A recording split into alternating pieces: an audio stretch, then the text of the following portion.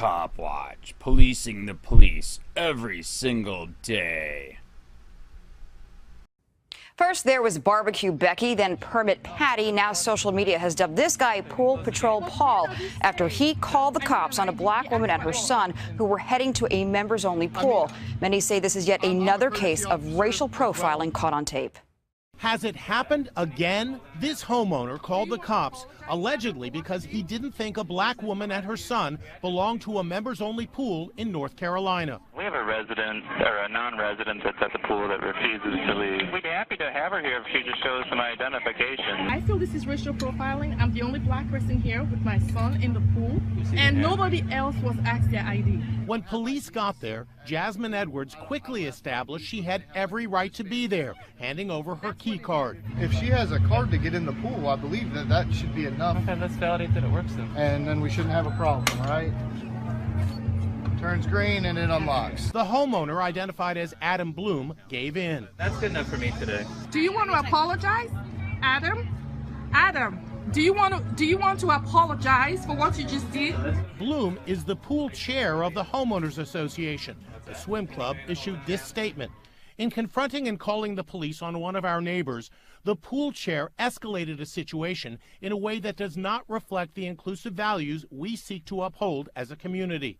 Now social media is dubbing him Pool Patrol Paul. He joins a growing list of situations in which law enforcement has been called on black people for doing ordinary things. This woman was given the name Barbecue Becky after she reported these guys having a barbecue in a park. It's illegal to have a charcoal grill in the park here. This woman got the moniker Permit Patty after she called police on a little girl selling water. This woman don't want to let a little girl sell some water. She calling police on an 8-year-old little girl. You can hide all you want.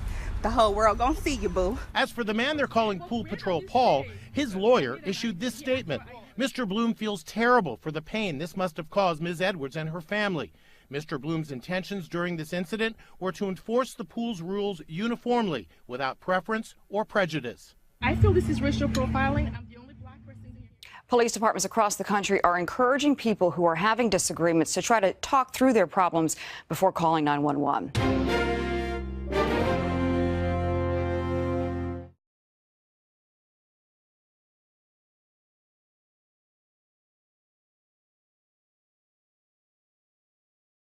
Five infuriating cases showing how people are getting fed up with all the snitches. As 2018 marks the summer of the snitch, it appears that people have finally had enough of neighborhood busybodies. By John Vibes, July 22, 2018. Snitches are not a new problem. They have been terrorizing communities in America for decades, but this summer it seems like people have finally had enough, and are beginning to fight back. In the past, cop callers have been able to play the role of the concerned citizen or innocent victim, despite the fact that they were unleashing violent mercenaries on people who are no threat to anyone. In most situations where police are called, a simple conversation will solve the problem without the risk of violent escalation, which is sadly common in police encounters. However, there have been multiple recent incidents across the country that give us some hope that the tables are beginning to turn on the snitches. In these cases, the nosy neighbors didn't get a pass and a pat on the head, but were instead publicly humiliated and even lost their jobs in some circumstances. Has the American snitch culture finally worn out its welcome?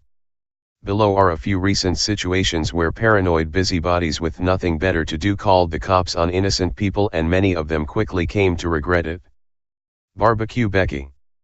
The summer of the snitch began this May, at Lake Merritt Park in Oakland, California, when a woman called the police on a black family for having a barbecue.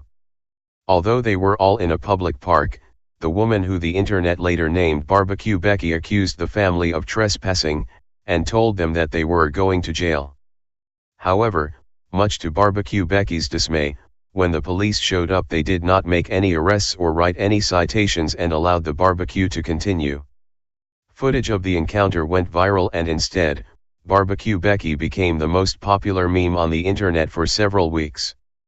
Now, Kenzie Smith, a member of the family who had the police called on them that day, is running for city council in Oakland. View image on Twitter. View image on Twitter. Michelle Dione Cat. At Shell Dione.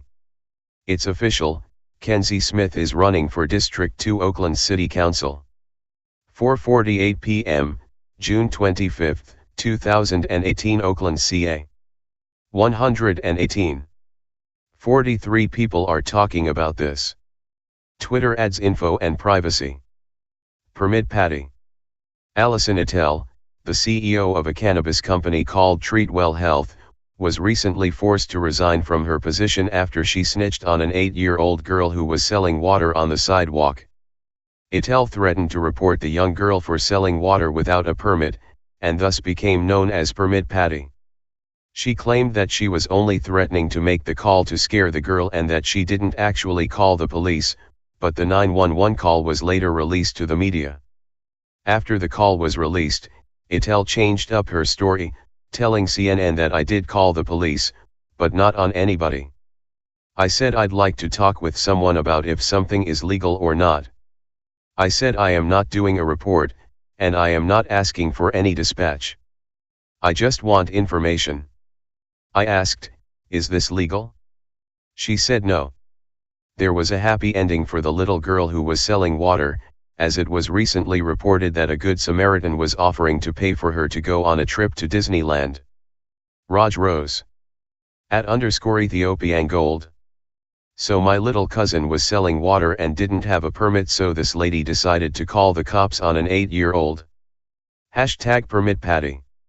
1:35 p.m., June 23, 2018. 219K. 105K people are talking about this. Twitter adds info and privacy. Pool Patrol Paula. A woman named Stephanie Sebi Strempel threatened to call the police on a 15-year-old boy who was invited by a friend to swim at a community pool. In the tirade where she threatened the boy, she repeatedly hit him, and it was all captured on video. The video went viral on Facebook, and instead of arresting the boy, the police later showed up at the woman's house to speak with her, and she ended up getting into an altercation with them and was ultimately arrested after biting one of the officers. Pool Patrol Paul. A man named Adam Bloom was fired from his job and forced to resign from his post on the Homeowners Association after he called the police on a black family for swimming at a pool in their own neighborhood on the 4th of July. 12-year-old Reginald Fields, who owns Mr. Reggie's lawn cutting service, had the police called on him and his friends after they were hired to cut Lucille Holt's lawn.